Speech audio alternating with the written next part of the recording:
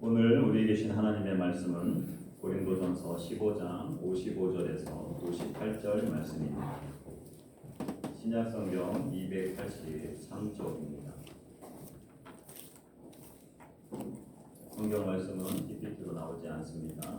여러분들 다 찾아주셔서 같이 읽도록 하겠습니다. 고린도전서 15장 55절에서 58절 말씀입니다. 다 찾으셨으면 다 같이 일어나셔서 55절은 제가 읽고 56절은 여러분들이 마지막 절까지 그렇게 교독하겠습니다. 사망아 너의 승리가 어디 있느냐? 사망아 내가 쏘는 것이 어디 있느냐?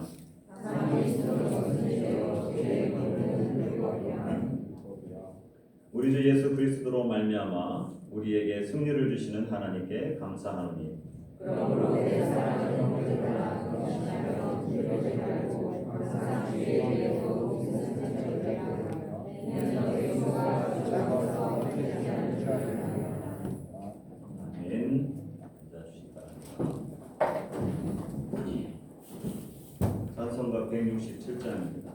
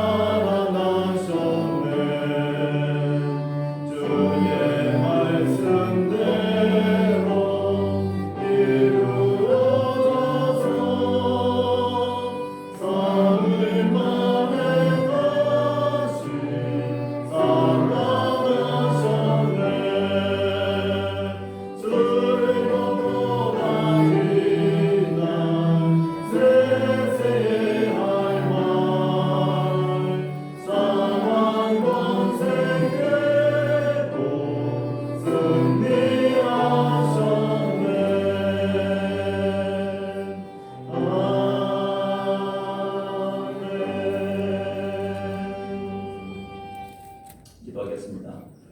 살아역사하신 아버지 하나님, 이 시간 말씀을 듣는 시간입니다. 말씀이 없어서 기갈한 시대에 우리가 살고 있다고 하셨습니다. 생명력 있고 살아있는 하나님의 말씀이 우리의 심령에 들려지는 시간 되게 하여 주시옵소서. 사람의 말이 아닌 하나님의 음성으로 들려지게 하여 주시고 그 말씀을 따라 순종하는 믿음의 성도들 되게 하여 주시옵소서. 이 시간도 성령님께서 각 각 사람 가운데 함께하여 주심을 믿고 모든 말씀 예수님의 이름으로 기도합니다. 아멘. 네, 오늘 고린도전서 15장 15절에서 58절 말씀을 가지고 승리를 주시는 하나님이라는 제목으로 말씀을 나누도록 하겠습니다. 옆에 있는 사람들과 인사하겠습니다. 세계적인 교회 잘 오셨습니다. 인사하겠습니다. 또 인사하겠습니다. 당신도 세계적인 사람입니다. 여러분들 한 주간 어떻게 지내셨습니까? 이제 오키나와가 본격적으로 오키나와 날씨를 되찾은 것 같습니다. 저는 지난 주일부터 방콕에서 열리는 제3회 남아시아 번역대회에 참석하고 왔습니다. 남아시아 번역은 주변에 있는 인도, 네팔, 파키스탄, 스리랑카, 방글라데시, 그리고 부탄까지 포함되는데 지금 부탄에는 선교사님이 공식적으로 들어가 있지 않아서 5개의 나라들 그 선교에 속해 있는 선교사님들이 한 자리에 모여서 3년에 한 번씩 열리는 이 번역대회를 진행하게 되었습니다.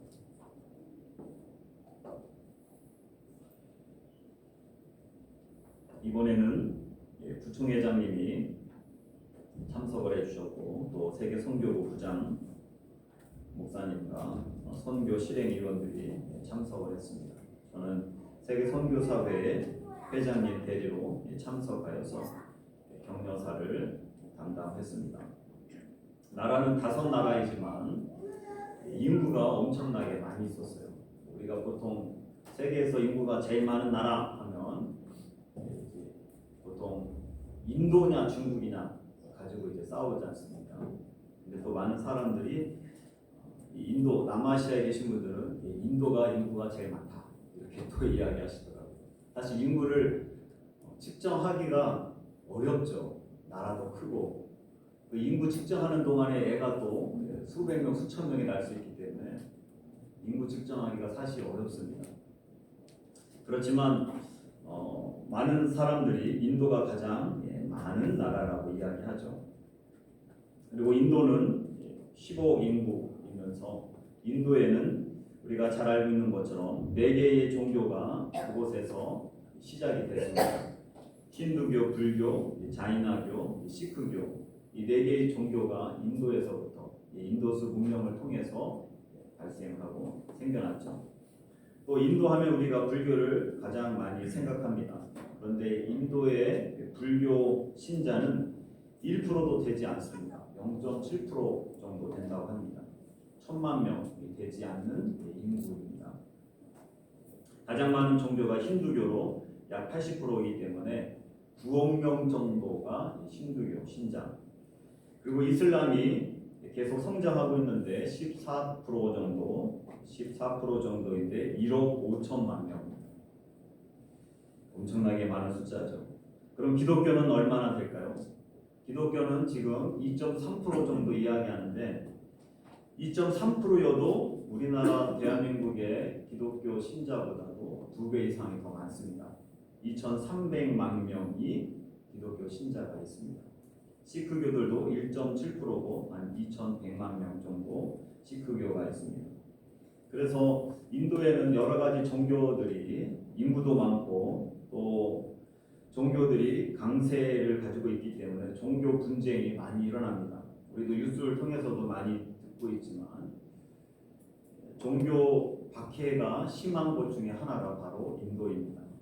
힌두교가 많기 때문에 힌두교 신자들이 이슬람이나 기독교를 탄압하거나 박해하는 경우들이 많이 있습니다. 기독교인들은 탄압의 대상이 되어서 늘 불안한 것이죠. 이번에 이제 그 모임 가운데서 어떻게 하다 보니까 제가 격려사를 하게 되고 보통은 집회 가면 뒷자리에 보통 앉아 있는데 이번에는 앞자리에 앉게 돼가지고 집회 끝나는 금요일까지 거의 앞자리만 있었습니다. 근데 제 옆자리에 한 분이 앉아 계셨는데 그분은 이제 인도 선교사님이셨고 남인도에 계시다가 비자 문제로 해서 추방을 당했고 지금도 들어가지 못하고 사모님과 막내만 지금 인도에 학교를 다니고 있다고 합니다. 근데 이분이 옆에 앉았는데 알고 봤더니 이분이 저를 지목을 하셔서 제 옆에 앉아 계신 거더라고요. 나중에 알고 봤더니 목사님 아이가 5명이시죠? 저도 5입니다. 이 이야기 많이 들었습니다. 인도에서 5명을 키우신 선교사님, 그리고 일본에서 5명을 키우고 있는 이분이 저보다 나이가 4살이 더 많으셔서 정말 그 과부 사정을 과부가 안다고 선교사들 가운데서 5명을 키우는 이 선교사를 자기가 이제 처음 만난 거죠. 그래서 제 옆에서 마치 안쓰러운 듯이들 저 둘을 이렇게 수담수담 해주시고 챙겨주시고 얼마나 위로가 됐는지 모릅니다. 근데 이분은 지금 이제 인도로 들어가지 못한 상황에 기도하고 있습니다. 2년이 넘게 인도로 들어가지 못하고 있는 상황이고요. 인도 옆에는 우리가 잘 알고 있는 파키스탄이라는 나라가 있죠. 저는 이번에 이제 파키스탄의 인구가 이렇게 많은 나라인지는 몰랐습니다. 파키스탄의 인구가 얼마나 될 것 같습니까? 파키스탄의 인구를 보니까 전 세계 5위입니다. 5위. 인구가 2억 4,500만 명의 인구가 이 파키스탄에 살고 있습니다. 이 나라는 종교가 다 이슬람교입니다. 95% 이상이 이슬람교였습니다. 그리고 이 인도와 파키스탄에는 굉장히 분쟁이 많고 갈등이 많이 있습니다. 선교사님들이 왜 자꾸 방콕은 이제 자기들의 선교지가 아닙니다. 태국은 선교지가 다른 선교지인데도 불구하고 선교사 모임을 다른 나라에서 할 수 없다라고 하는 거예요. 그 이유를 물어봤더니 인도 선교사가 만약에 파키스탄에서 선교사 대회를 해가지고 국경을 넘어서 파키스탄에 들어갔다가 다시 인도로 돌아오면 추방당할 확률이 높다는 겁니다. 왜 추방당하나 했더니 왜 파키스탄을 갔다 왔느냐. 그래서 본문뿐만 아니라 여러 가지 질의를 하고 그리고 비자를 나중에 갱신할 때 그 여권에 파키스탄의 스탬프만 찍혀도 못 들어오게 한다는 겁니다. 그러다 보니까 선교사님들이 각 나라를 이렇게 해서 번역대회를 할 수 없고 방콕에 모여서 한 자리에서 제3국에서 선교대회를 하고 다시 돌아가야 선교 사역을 감당할 수 있다라고 하는 것이죠.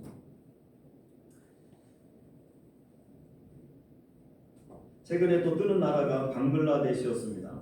우리나라보다 더 작은 나라라고 하더라고요. 그래서 방글라데시 우리가 최근에 많이 듣는 것이 옷을 만드는 것이 중국에서 방글라데시로 많이 이전을 해서 전 세계에 돌아다니는 많은 옷들이 최근에는 이제 메이드 인 차이나도 있지만 메이드 인 방글라데시도 많아졌다라고 하는 것입니다. 근데 여기도 인구가 우리나라보다 작은 땅덩어리인데도 불구하고 인구가 1억 7천만 명이 살고 있어요. 세계에서 가장 인구 밀도가 높은 나라라고 합니다. 방글라데시.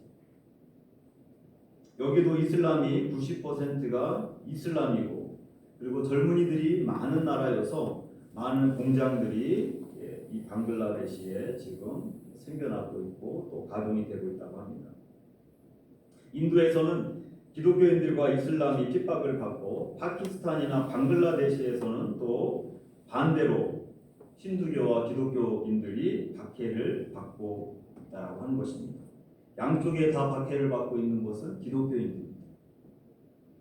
그럼에도 불구하고 여전히 하나님께서 세우신 교회, 그 다음에 선교사님들을 통하여서 복음을 전하고 있고 한 선교사님은 자신의 그 동네에 교회를 세우는 것이 소원이다. 다 이슬람이기 때문에 교회를 세우기가 어렵다고 합니다. 자기 은퇴하기 전에 교회를 세워봤으면 좋겠다. 그런 기도의 제목을 갖고 계셨습니다. 주님은 마지막 날 전 세계에 흩어져서 복음을 전하고 교회를 위해서 헌신하는 이분들의 눈물을 분명히 닦아주시고 하나님께서 칭찬하실 거라고 저는 믿습니다. 이번 남아시아 번역대에 참석하신 5개 나라의 선교사님들과 교제를 하면서 참으로 많은 도전을 받았습니다. 일본도 기독교인이 적은 나라이고 또 어느 나라들보다도 예측하기 쉬울 만큼 교회가 어떻게 미래에 될 것인가를 예측할 수 있을 만큼 우리 일본이 앞서가고 있지만 이분들은 무슬림 국가 힌두교가 강세인 이곳에서 특별히 인도는 이제 개종 방지법이 작동이 되어서 종교를 개종시키는 것을 범죄로 취급한다라고 하는 것이죠. 그래서 한 정원을 개종시키고 구원하는 것이 힘든 그런 상황에 있습니다. 블랙리스트에 이름이 올라가면 그때부터 계속 추적하고 관리한다라고 하는 것이죠. 어디에서 무엇 하는지까지 일주일씩 모든 데이터를 다 가지고 있다라고 합니다. 문을 두들길 때 누가 왔냐라고 하는 것보다는 심장이 멎을 것 같다라고 하는 이야기를 선교사님들이 하셨습니다.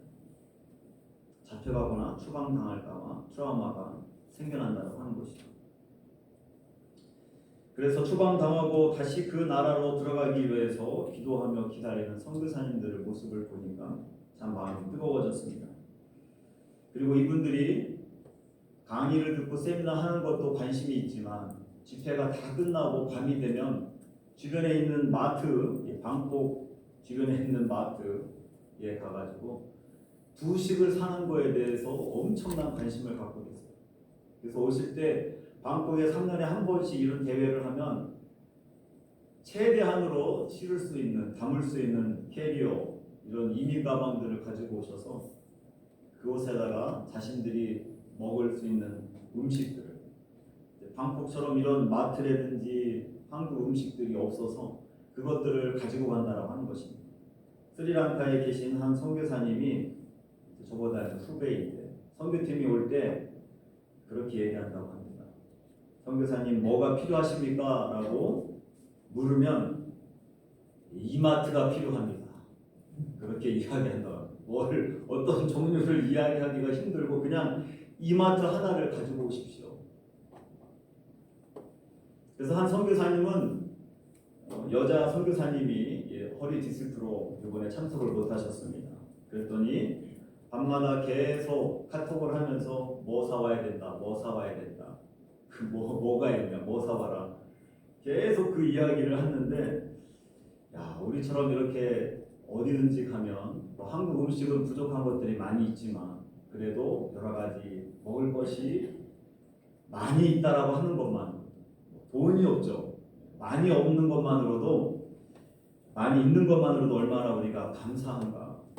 우리는 편하게 예배드리고 편하게 우리가 신앙생활하고 편하게 주일날 식사 모임하는 것만으로도 우리는 얼마나 큰 축복을 누리고 있는 것인가. 교회를 만나기가 어려워서 무슬림 지역에서 신앙을 지켜 나가는 사람들이 있다라고 하는 것, 박해와 핍박을 받으면서 살아가고 있는 우리의 동역자들이 있다고 하는 사실을 우리가 기억해야 될 것입니다. 남아시아 번역대 마지막 강의가 인투미션이라고 하는 젊은 40살 되신 목사님이 강의를 하셨어요. 개척한 지도 뭐 1년도 안 되는 분이었고 젊은 이들에게 선교를 동원하고 선교의 불을 지르고 또 아프리카에서 사역을 최근에 이제 시작한 사례들을 설명해 주셨습니다. 20대에서 30대 선교사들이 나오지 않는 이유가 무엇인가? 왜 20대에서 30대의 선교사로 헌신하지 않는가? 이런 통계적인 자료를 가지고 설명해 주었습니다. 대부분의 경우들이 과거에는 일찍 나갔는데 최근에 이제 목사 선교사 후원을 받을 수 있는 목사 선교사가 되기 위하여서 학부를 졸업하고 신대원을 졸업하고 또 전도사 생활하고 목사 고시를 보고 또 목사를 받는 순간 또 선교 교육을 받고 그러다 보면 40대가 된다고 하는 것이죠. 30대 후반에서부터 40대가 되기 때문에 그 나이에 가족들을 데리고 선교사로 나가려고 할 때 후원 받기가 과거처럼 쉽지 않다. 그래서 20대, 30대, 40대 초반의 선교사님들이 파송으로 나가는 일들이 점점 줄어들고 있다라고 하는 것을 강의를 했습니다. 특별히 스리랑카 선교회랑 방글라데시 선교회에서 이야기한 게 뭐냐면 11년 동안 막내 선교사가 오지 않았다. 그래서 지금 자기가 50대 이제 중반을 향해서 가고 있는데 아직도 자기는 막내다. 그래서 선배 선교사님들을 앞에서 재롱을 떨면서 사역을 열심히 하고 있다. 이런 얘기를 해서 모두가 웃기도 했습니다. 그만큼 선교지에 젊은이들이 헌신해서 들어오는 경우가 적다라고 하는 것을 이야기하면서 또 이 인투미션 대표 선교사님은 그래도 아직도 젊은이들 중에 헌신자들은 많이 있다. 그 헌신자들이 어떻게 선교지로 나갈 수 있는가, 이 부분을 교회와 교단과 우리 기독교계에서 이제 어떤 방안을 찾아야 된다. 여전히 지금도 20대가 제가 저의 생애를 하나님께 드리겠습니다라고 하는 그런 헌신자들이 지금도 많이 나오고 있다라고 하는 것입니다. 선교는 실패가 없죠. 결과물이 나오지 않는다 할지라도 하나님의 말씀에 순종해서 갔다면 그것은 실패라고 할 수 없는 것입니다. 우리나라 최초의 처음에 120년 여전에 평양에 복음을 전하러 왔던, 그리고 평양에서 한 번도 제대로 복음을 전하거나 가르치지 못하고 대동강변에서 목이 잘려서 죽었던 토마스 선교사, 누가 그의 죽음을 실패라고 할 수 있겠습니까?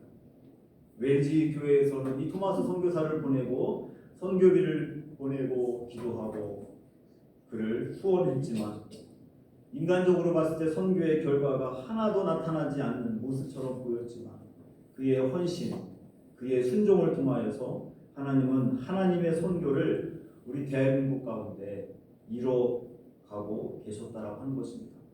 하나님의 방법으로 하나님께서 행하시고, 그래서 선교는 실패가 있는 것이 아니라 어렵고 힘들지만 여전히 어디에선가는 뿌린 대로 열매를 맺게 해주신다라고 하는 것입니다.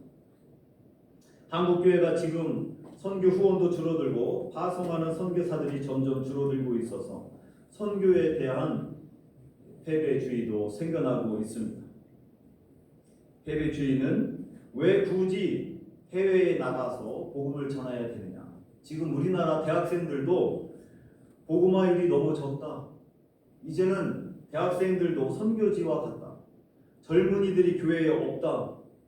이제는 국내에 더 많은 재정과 인적 자원을 사용해야 된다. 마치 큰 교회만 선교하는 것처럼 작은 교회는 자립도 하기 힘든데 무슨 선교냐라고 할 수 있습니다. 그래서 선교에 대한 이런 패배주의들이 우리들 안에 생겨나고 있다고 하는 것이죠.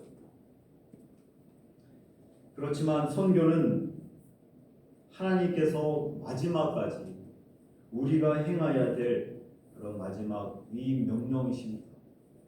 있든지 없든지. 심지어는 이런 얘기도 들었습니다. 이번에 한 지방에 있는 교회인데 그 교회 목사님이 이런 생각을 갖고 목회를 평생 동안 하셨다고 합니다. 선교하다가 망하는 교회가 되자. 선교하다가 없어지는 교회가 되자. 사실 교회라고 하는 것은 복음을 전하고 선교하기 위해서 하나님이 세우신 교회입니다. 공동체인 것이죠. 그런데 선교하는데 점점점 에너지를 쓰지 않고 자신들끼리 모여서 모임을 갖고 자신의 신앙이 성장하는 데만 관심을 가지고 그것을 복음이 전해지지 않은 곳에 선포하고 물질이 그곳에 흘러가게 하지 않고 교회 건물만 짓는 데 사용한다고 하는 것은 하나님께서 분명 기뻐하시지 않는 모습이라고 하는 것입니다. 이런 패배주의, 예수님의 제자들 가운데서도 베드로가 그런 패배주의에 빠졌던 사람 중에 하나였죠.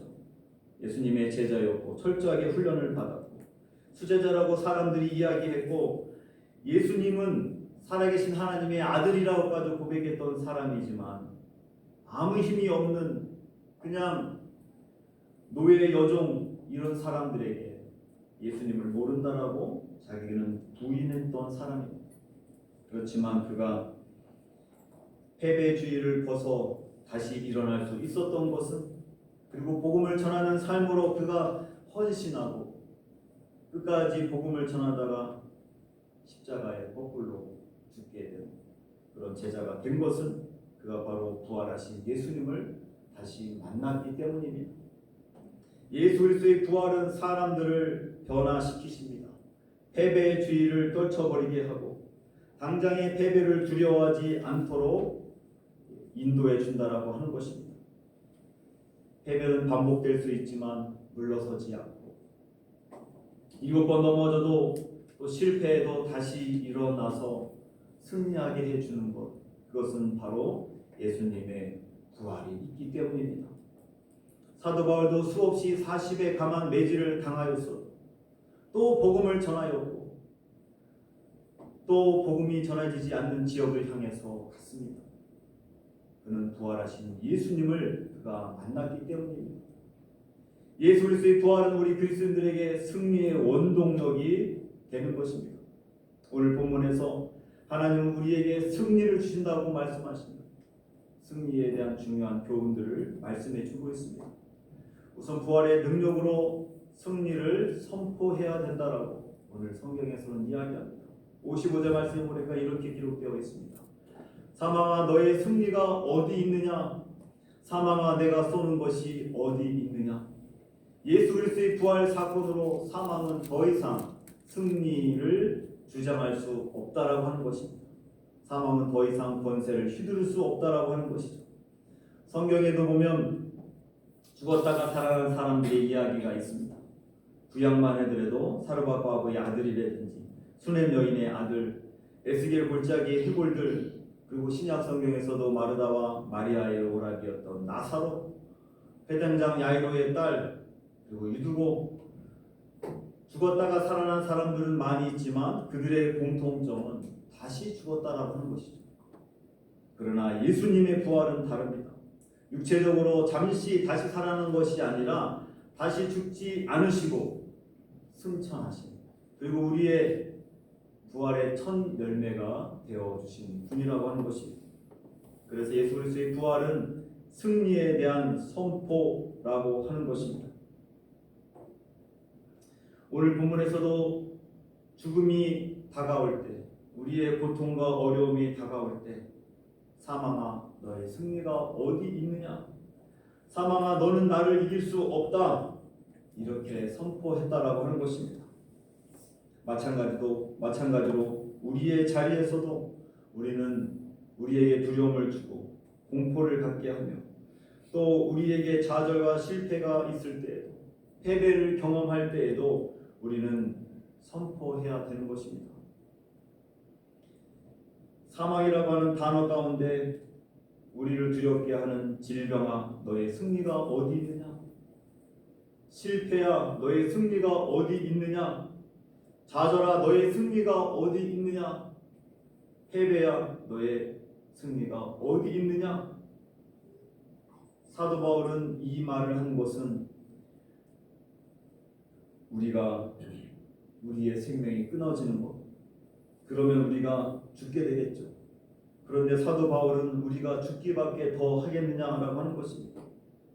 죽음 이후의 부활을 믿고 그 부활을 예수님을 통해서 경험한 우리들에게 더 이상 무엇이 우리에게 두려움을 줄 수 있느냐라고 하는 것입니다. 우리에게 두려움을 갖게 하는 많은 것들이 우리에게 닥쳐올 수 있습니다. 그때마다 선포하십시오. 우리는 죽음 이후에 부활해서 사는 믿음의 성도들인 것입니다.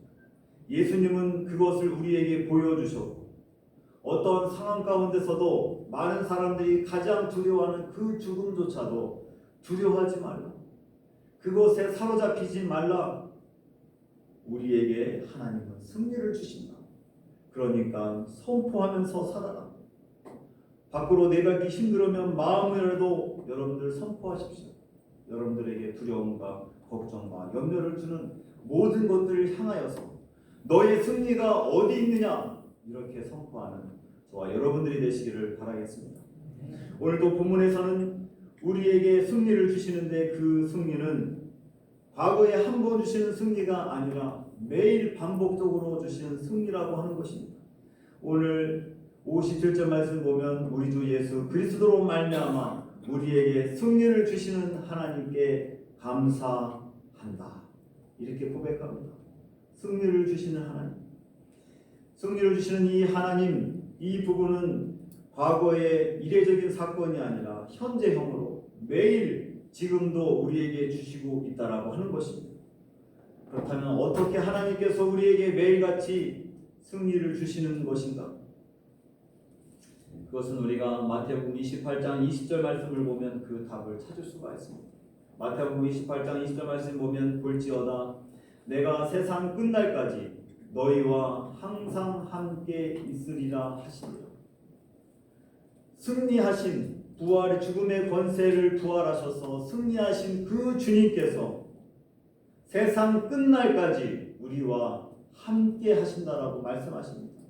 승리하신 주님과 우리가 함께 하기 때문에 우리의 매일 삶 속에서도 우리는 승리를 경험하게 되는 것이죠. 실패한 것처럼 보이고 매번 실패가 반복되는 것처럼 보이는 그 상황 속에서도 우리 주님은 함께 하십니다. 그리고 우리에게 승리의 열매를 허락해 주시고 함께 하신다라고 하는 것입니다. 그것을 오늘 본문에서 사도 바울은 그것을 감사한다라고 고백합니다. 우리에게 매일 승리를 주시는 그 하나님을 감사하며 찬양한다라고 고백하고 있는 것입니다. 지금 선교회지에서 사역하는 이번에도 남아시아에서 사역하는 많은 분들이 어느 때는 포기하고 귀국하고 싶을 때도 있다라고 고백합니다. 어느 때는 외로워서, 어느 때는 열심히 노력하고 최선을 다하는데도 결과물이 보이지 않을 때, 그리고 어느 때는 현지인들이 배신하고 사기를 칠 때, 그리고 가족들이 아프고 자녀들이 적응하지 못하고 방황할 때 이 모든 것을 포기하고 돌아가고 싶은 순간들이 있다라고 하는 것입니다. 그러나 그때마다 자신들을 그곳에 보내신, 그 땅에 보내신 사망의 권세를 이기시고 부활하신 그 주님께서 자신들과 함께함을 믿고 포기하지 않고 끝까지 그 길을 지키고 있는 그분들을 이번에 볼 수 있었다라고 하는 것입니다. 오늘도 우리의 삶의 자리에서 죽음을 부활로 승리하신 주님께서 우리와 함께 하십니다. 어떠한 상황 가운데서도 동행해 주십니다. 문제는 우리가 그것을 인정하고 그분을 찾지 않기 때문에 나 혼자 있는 것처럼 외로움 가운데 살아간다라고 하는 것입니다. 주님을 찾으십시오. 주님께 감사하십시오. 그리고 선포하십시오. 주님께서 나와 함께 계시고 그 승리의 삶으로 우리를 매일매일 인도해 주심을 여러분들 기억하시면서 그 승리의 삶을 누리는 저와 여러분들이 되시기를 주님의 이름으로 축원합니다. 기도하겠습니다. 이 시간 우리 함께 한 목소리로 기도했으면 좋겠습니다. 오늘 말씀을 생각하면서 우리에게 부활의 주님으로 인하여서 승리를 주시는 하나님을 믿고 두렵고 불가능한 삶 속에서도 승리를 선포하게 하시고 매일 승리를 주시는 주님께 감사하는 믿음의 성도가 되게 해 주십시오. 그리고 이 시간 몸과 마음이 아픈 성도들을 우리가 함께 기도했으면 좋겠습니다. 하나님, 몸과 마음이 아픈 성도들을 이 시간도 치료해 주시옵소서. 치료하신 하나님의 손길이 오늘도 우리가 믿음으로 기도하고 선포할 때에 하나님 연약한 자들을 하나님이 만져주시고 고쳐주시옵소서. 그리고 가정과 직장 그리고 학교에서 또는 삶의 자리에서 마음을 힘들게 했던 것들 이 시간 하나님께 내려놓고 하나님 그 문제들을 해결해 주십시오. 이 시간 우리가 이 세 가지 기도 제목을 가지고 간절히 한 목소리로 기도하도록 하겠습니다. 기도하겠습니다. 아버지 하나님 감사합니다. 이 시간도 아버지 하나님 주님전에 나와서 아버지 하나님 부활을 통하여서 사망의 권세에 아버지 하나님 엉들렸던 심령들에게 사망이 더 이상 왕노릇하지 못하고 승리하지 못함을 선포하게 해주심을 감사합니다. 부활의 아버지 하나님 능력으로 우리에게 승리를 주시는 아버지 하나님, 그 승리를 삶의 자리에서 선포하는 삶이 되게 하여 주시고 매일 삶 속에서 반복적으로 우리에게 승리를 주시며 동행해 주시고 함께 해주시는 그 하나님 아버지를 찬양하며 감사하며 예배하는 믿음의 성도들이 될 수 있도록 아버지 하나님이여 인도하여 주시옵소서.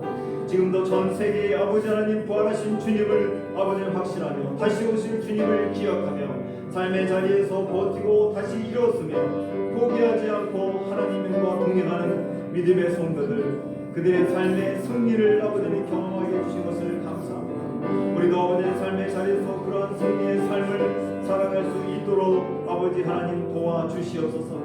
이 시간에 아버지는 몸과 마음이 아픈 성도들이 있습니다. 힘들고 아버지 하나님 고통스러운 그 몸을 이끌고 주님의 전에 나왔습니다.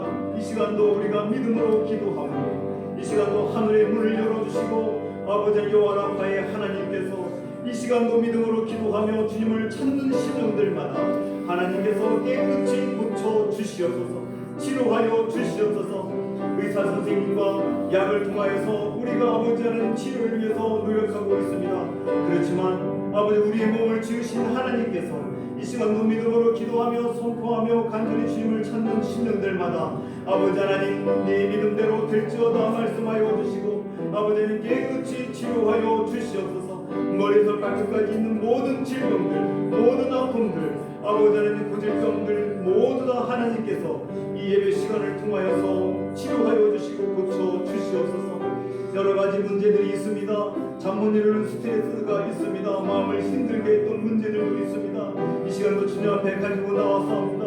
하나님께서 불쌍히 여겨주시고 이런 모든 문제들을 해결하여 주시고 형통케 하여 주시옵소서. 주의 말씀만을 붙들고 아버지의 삶의 자리로 돌아갈 수 있는 아버지, 그래서 삶의 자리에서 승리하며 그 승리를 선포하고 승리를 아버지는 믿고 매일같이 주시는 주님과 동행하는 복된 삶이 되도록 인도하여 주시옵소서. 모든 말씀 예수님의 이름으로 기도합니다. 아멘.